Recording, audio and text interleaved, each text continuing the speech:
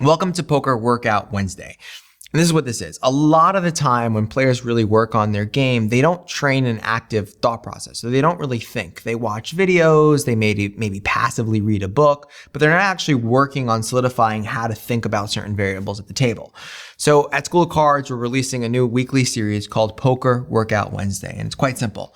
Below me is a link to our website where you can download this PDF. Now, this PDF is basically a situation where you get some information, you're put in a specific spot, and you have to decide what to do. What I want you to do is download the assignment, go actually do it. And what you're basically going to do is read all the information. And the question is, what would you do and why? And you're going to answer exactly what you would do and why you would do it.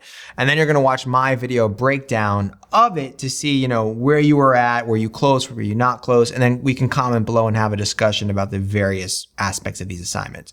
We're going to have a new assignment every Wednesday. Some are going to require you to be the coach. Some are going to require you to, understand how certain flops are good or bad for your range of hands. We're going to do a ton of different things, but it's just a way to actively solidify your thought process. So first, go down below me, click the link, download the assignment and do it, and then watch the breakdown. If you don't actually do it and just watch the breakdown, you're really wasting your time. I want you to actually go through the process. So let's get into this assignment. Okay, so we have Charlie, who is a middle-aged man wearing a polo shirt and a Nike baseball cap. Not much to say about that. Charlie seems to be following the action at the table pretty intently. We observed Charlie sitting up in his chair multiple times to better see showdowns that he wasn't involved in. I think this is a really important factor that a lot of players don't pay attention to. Attention, awareness, focus. If you're trying to represent the ace on the turn, you have to do it to players that are actually paying attention to the game. A lot of players at 1-2 and 2-5 aren't even there. They're sitting on their iPhone or they're watching. I've seen people watch movies, for God's sakes, at the poker table. I mean, for the most part, you really need to be able to understand that component. I think a lot of players do not factor this in to their decision-making process, and they should. Also, you want to take into consideration that sometimes just because a player is actually paying attention to the action, it doesn't mean that they're going to make every correct decision. I mean, they could be paying attention, but what's going through their head while they're paying attention can be completely different than what's going through your head. So just don't make that mistake. Charlie's been at the table for an hour and a half. We're playing 2-5. He's got around 650 behind him. We've been at the table for 2 hours and have played 5 hands, all not going to showdown. If our opponents are paying attention, they should understand you're a standard, tight, and aggressive player. Okay, we got 740 behind us. In the first hour of play, Charlie has run his stack down to about 300. He did not add chips to his stack and is now sitting at about 650. Okay, so he came back up. Charlie folded a small blind in a pot where 4 players limped before his action. Charlie raised 2 limpers while on the button to 30. Flop came Jack 6-5, both limpers checked, and Charlie bet 50. 1 call, turn came ace. Limper checked and Charlie checked behind. River was a 3 of clubs and the limper checked again. Charlie checked his hand and showed down the queens for the winner. So this is interesting. The ace stopped him on the turn. So he had queens. He was confident, bet into it. All of a sudden the ace out on the turn, puts his opponent on the ace and just slows down, although he does win that hand. This is really important to note just because of the fact that, some players are just going to barrel with queens. And just, if he has an ace, he has an ace. That's it. I mean, especially at 1-2-2-5. So it's good to know that he can slow down and we might be able to use that to our advantage. Charlie limped in middle position and called a $20 raise from a player. Flop came queen 6-5 and Charlie checked. He then called a c-bet of 30. Turn came a king and Charlie checked again. Charlie folded to a turn bet of 75. Kind of another indication that he's more passive.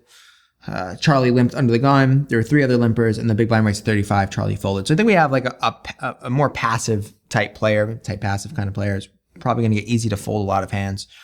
So it folds around to us in the hijack and we raise to 20 with 10s. Charlie calls the $20 raise. The flop comes king 9-2. We bet 25 and Charlie calls. Turns an ace and actions on you. I can't think of a compelling reason not to bet in this spot based on Charlie.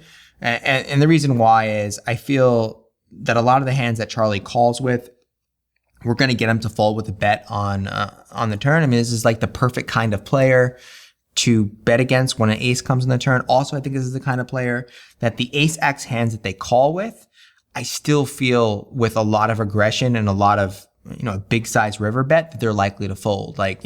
Maybe Charlie does complete with ace 8 or, let's say he just call. I don't even think he's calling with ace 8, to be honest with you. But let's say he calls with ace 10, right? And all of a sudden turn comes an ace. I've seen these passive, scared, fear type players likely to fold on the river, and you really gotta understand or gotta identify them, because they're never able to recognize their own value in hands, and they think they have this pessimistic approach to poker, and they're constantly thinking that, oh, I'm beat. And that might be one of the spots that we see here. I think following through in the turn is 100% fine, and even better given the fact that, I expect Charlie to probably fold in this spot. What becomes interesting if Charlie doesn't fold, right? If Charlie calls, then it's maybe likely that he has ace-x hands, but what ace-x hands is he really having, given the fact that I think most loose players or loose passive players are going to, they're not going to call with like ace king or ace king suited or anything like that. I think they're way more likely to raise pre. So I'm not really worried about those type of hands. And if he has a lower subset of hands, like I said before, I think we can probably get him to fold an ace. I really believe that. Some of you might think that's crazy, but the archetype of this player is that loose passive player that has that fear-based mentality, and they just fold way too often. Against these players, you just gotta bet.